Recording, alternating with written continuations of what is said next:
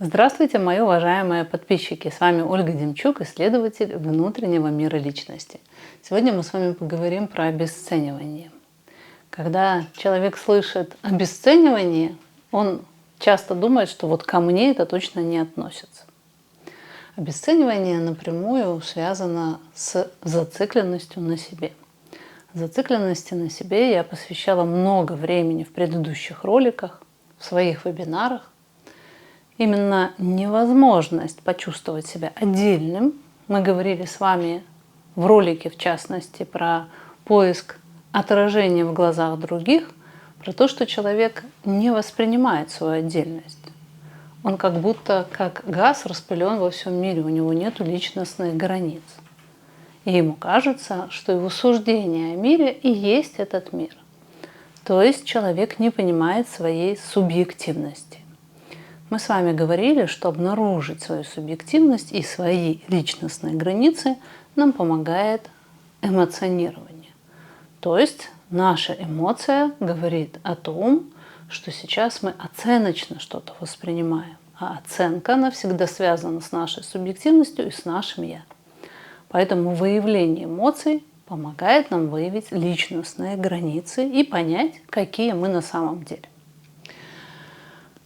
Человек обесценивает все, что отличается от него, пока он не приобрел личностные границы. Состояние личностных границ в какие-то моменты более выражено, в какие-то менее. Например, когда мы эмоционируем, мы тогда безграничны. Когда мы менее эмоциональны, мы спокойнее, то граница ощущается более ярко. И человек, встречаясь с инаковостью, обесценивает то, что не похоже на него. Нам достаточно сложно созерцать этот мир, не вынося оценочное суждение. Плохо это или хорошо, правильно это или неправильно. И если вслушаться в свои мысли, то мы, вот, например, когда встречаемся с людьми на улице, с обычными прохожими, мы часто выносим эти оценочные суждения, и большинство из них будут обесценивания. То есть оценочные суждения делятся на две категории. Это или же восхищение, или же обесценивание, или же идеализация, или же, наоборот, восприятие другого как ничто, как неправильное. Человек как летучая мышь, которая ультразвуком определяет, сколько ей до предмета, сколько расстояния до него, или же как дельфин с помощью эхолокации, он тоже может достаточно на далеком расстоянии определить и размер предмета, и удаленность этого предмета.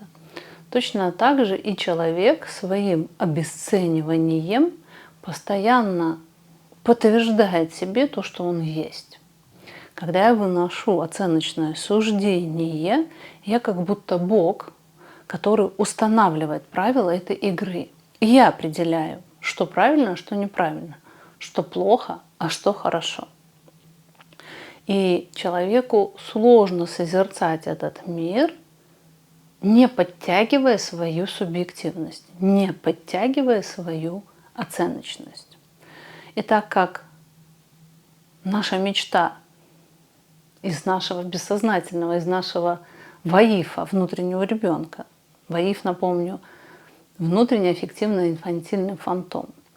Мечта из нашего ВАИФа – это что все было бы так, как хочется мне и всегда. Чтобы все было тождественно мне, было так, как я хочу. И то, что не так, как я хочу, мгновенно обесценивается, потому что в ином случае мне надо пересмотреть мои желания. И желания, они и составляют ядро ложного «я». То есть вот эти наши желания определяют то, какие мы. А сделать это человеку сложно.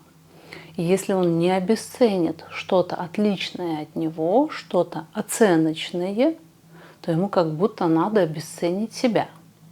Человек привык мыслить в двух категориях. Если это отличается от меня, оно со мной не тождественно, значит, кто-то из нас неправильный. Неправильный ты или я. И, конечно, легче вынести суждение. Это ты неправильно, а со мной все хорошо. Это ты себя не так ведешь. Это тебе надо измениться, а не мне. Несомненно, бывают люди, которые наоборот нападают на себя и считают себя неправильным. Но здесь важно понимать, что неправильным по сравнению с идеалистическим представлением о себе. То есть, когда мы с вами разбираем, что такое обесценивание, там всегда есть образ, желаемое «я», идеальное «я», которое лучше, выше, которое совершенство. И до него или другие люди не дотягивают, или я не дотягиваю. То есть обесценивание всегда ходит с табуреточкой превосходства. Человек становится на эту табуреточку превосходства и говорит, что неправильно в этом мире, как должно быть. Эта табуреточка превосходства играет с нами злую шутку, потому что именно смотря с этой табуреточки превосходства мы не можем быть счастливыми, потому что все не так, как нам хочется. То есть фактически человек, обесценивая, лишает себя радости, счастья, удовольствия, даже не то чтобы удовольствия, а довольства миром и собой. Табуретка обесценивания – это всегда табуретка из ложного «я», из стремления к какому-то совершенству. Когда я стану совершенным, тогда весь мир будет таким, как надо мне. И эта табуретка обесценивания, она не дает возможность впускать в себя что-то новое. Потому что, встречаясь с новым, с тем, что мне неведомо, с тем, что я не узнаю, я встречаюсь в первую очередь с нетождественностью, как я говорила в начале ролика, а во-вторых, я встречаюсь с собственным незнанием и непониманием. Выдерживать свое незнание и непонимание – то же самое, что уметь выдерживать собственную несостоятельность.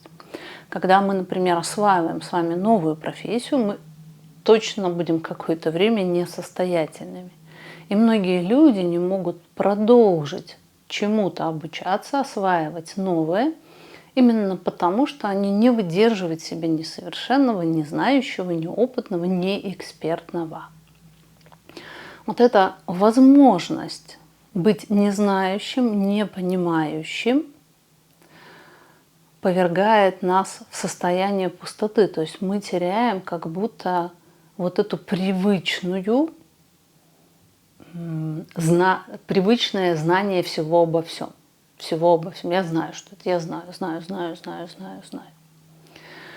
И из-за этого человек, даже когда смотрит ролики, допустим, или читает книгу, он не замечает, как он пропускает все это через цензуру. То есть он бессознательно в тексте или в речи другого человека ищет узнаваемое. Он не сосредоточен на том, что он не знает, не понимает, мне надо порассуждать, мне надо вдуматься. А он ищет узнаваемое. Я часто встречаю на YouTube-канале такие комментарии. Это треугольник Карпмана, это шизоидное убежище, это нарцисс и так далее. То есть человек похвастался, что он нашел там то, что он знает. И поэтому новая информация, она не входит в человека. Человек каким был, таким и остался. Сколько бы он ни поглощал литературы, YouTube-роликов, обучения, он все равно такой же самый. И эту такую же самость легко можно определить на других людях, на себе тяжелее. Ну, ты видишь, что у человека не меняется ни уровень зарплаты, ни его статус, ничего не меняется. Все как и было. Он как будто застыл в янтаре. Мы иногда разрешаем себе впускать что-то новое от идеализированных людей. То есть фактически для того, чтобы человеку не обесценивать, он создал в своей психике механизм идеализации, которая позволяет ему хотя бы хоть как-то иметь авторитеты, иметь того, к кому он прислушается, и не быть в полной изоляции. Но проблема в том, что как обесценивание, так и идеализация они произрастают из оценочности. То есть, если ты будешь идеализировать, то ты будешь оценочно судить о чем-то. Или же ты будешь обесценивать. Ты тоже будешь оценочно судить о чем-то. И если мы с вами видим оценочность, значит, мы имеем дело с субъективностью. А если субъективностью, значит, с зацикленностью в себе, на себе. То есть эта мысль рождается из системы, которая замкнута на себе. Она не впускает новое.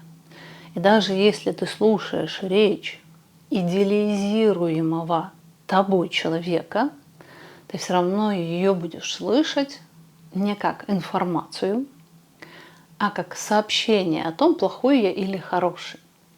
Я достаточно долго с клиентами пытаюсь перейти в режим, где они не воспринимают мою речь как похвалу их или ругание их, как мое заявление о том, что он хороший или плохой.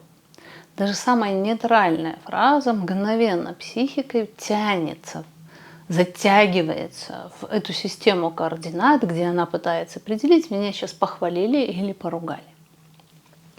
Поэтому идеализация другого, впускание его в себя как авторитета, это тоже замкнутость в себе.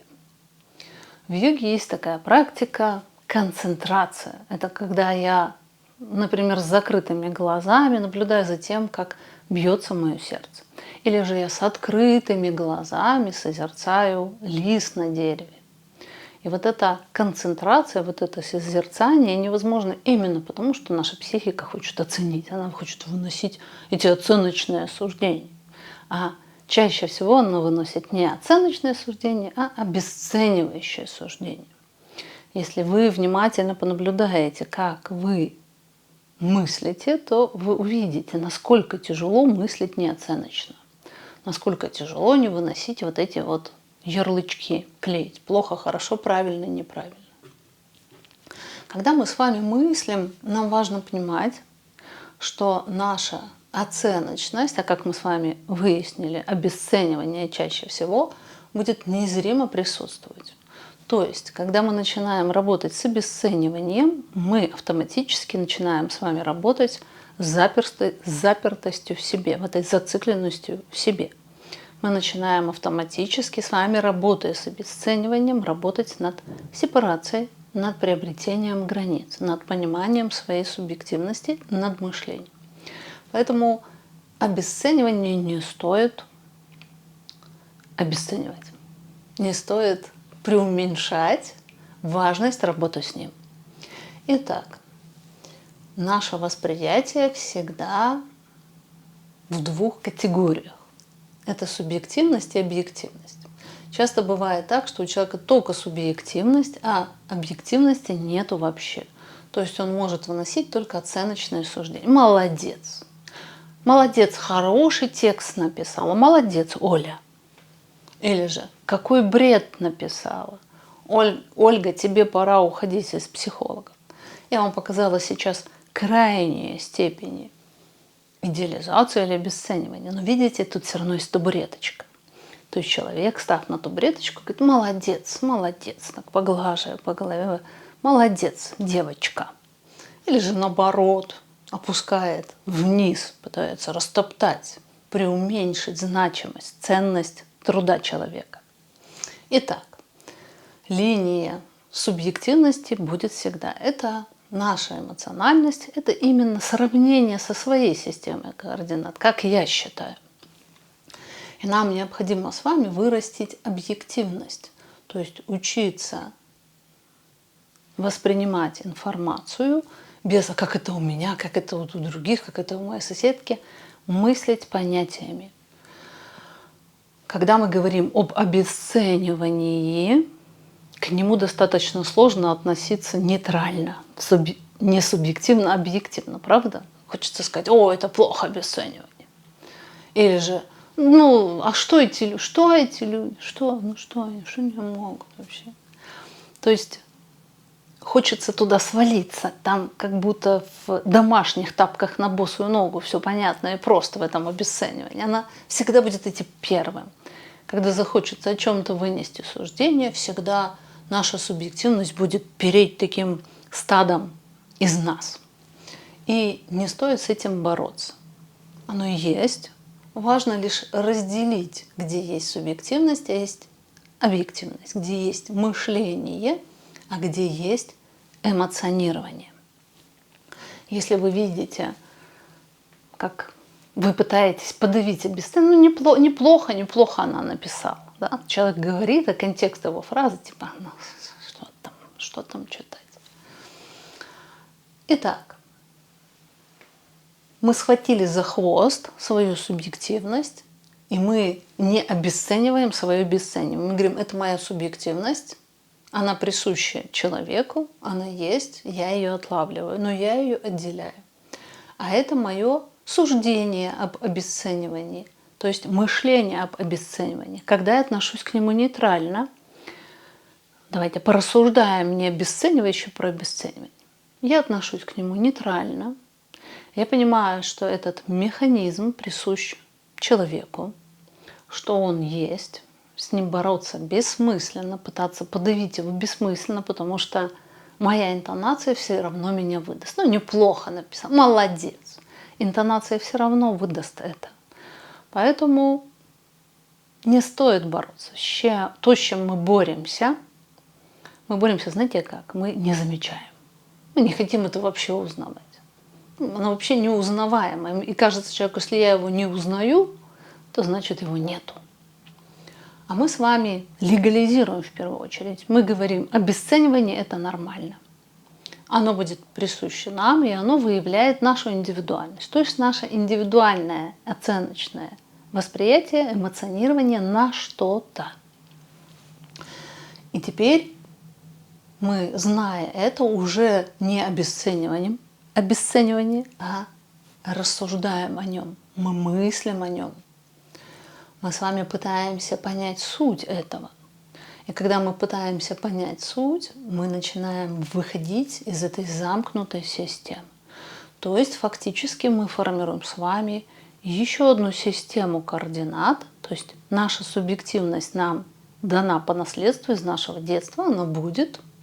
Но мы формируем с вами еще одну систему координат, в которой пытаемся мыслить безоценочно, размышлять о понятиях, о механизмах, о структуре личности, не подходя к ней с ножом, что тут надо вырезать сейчас, а созерцаем. Созерцаем. Как мы созерцаем мир, мы впускаем это в себя, потому что обесценивание – это острый нож, которым фактически человек режет, уничтожает.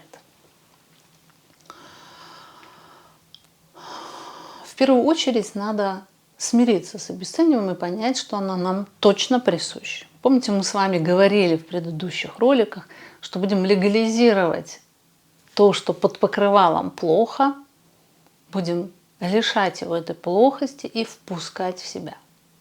Мы его впускаем в себя, мы созерцаем свое обесценивание. И мы называем это обесцениванием, а не мудрой мыслью. Так часто бывает, что те люди, которые считают себя хорошими мальчиками или девочками, оказываются пассивно-агрессивными, да? Очень обесценивающими товарищами. Поэтому мы впускаем в себя обесценивание, мы говорим, все, легализовали, оно есть. И мы начинаем к обесцениванию пытаться относиться объективно, как к некому механизму, как к тому, что нам может помешать. Именно из-за него мы становимся глухими и слепыми, мы не слышим другого человека, мы постоянно генерим эту оценочность, И генерим эту оценочность чаще всего и по поводу себя, как я выгляжу, как на меня посмотрели, как меня оценили, как меня восприняли. Хвалят, ругают, довольны, недовольны, хороший, плохой. Хвалят, ругают, довольны, недовольны, хороший, плохой. Некоторые люди вообще не стремятся выйти со своей субъективностью. Они живут так, им не надо эволюционировать. Мои видео для тех, кто хочет эволюционировать. Кто хочет выйти из этой замкнутости в самом себе и измениться. А для изменений нам понадобится выведение в сознание обесценивания и попытка, кроме оценивания, генерировать еще какую-то мысль. Многие люди, скрывающие обесценивание, формально их неинтересно слушать, потому что они настолько фильтруют это обесценивание, боятся выдать эту свою агрессивное нападение на инаковость другого, что их речь выхолощена, их неинтересно слушать. Итак, дамы и господа, как всегда будет практика в конце видео. Как всегда я прошу или же писать в комментариях под видео, или же где-то у себя в тетрадке. Попробуйте обнаружить, что вы чаще всего обесцениваете в людях. Прямо вот вы сядьте где-то в публичном месте, смотрите на людей и понаблюдайте, за что цепляется ваш взгляд. Или же вы листаете ленту в Фейсбуке или там в других социальных сетях, и за что цепляется ваш взгляд, на что вы набрасываетесь и что вы хотите обесценить. Или же, когда вы смотрите на Ольгу Демчук, что вы хотите обесценить. Напомню вам, что 24 сентября начинается большой проект ИВМЛ, исследование внутреннего мира личности, 7 лекций. Приходите, потому что следующий вебинар будет аж в декабре, то есть совсем не скоро. И у меня для тех, кто не может оплачивать вебинары, есть хорошая новость. Я хотела бы устроить конкурс. Конкурс на лучшего комментирующего. Что я вкладываю в слово «лучший»? Это тот человек, комментарии которого будут содержать наиболее оригинальные мысли, в которых он сможет мыслить не субъективно, а объективно, о понятиях рассуждая, безоценочно. Конкурс будет проходить под 5 последними видео. Начиная с этого. Это будет 1, 2, 3, 4, 5. И я посчитала это 16 сентября, 17 сентября я подведу итог. Вы комментируете, поднимается мой YouTube-канал, то есть у нас с вами получается сотрудничество, а я тоже отплачу вам за это. Я подарю вебинар любой на ваш выбор, из тех, которые есть на сайте, вы сможете выбрать. И выберу я не одного комментатора, а 3.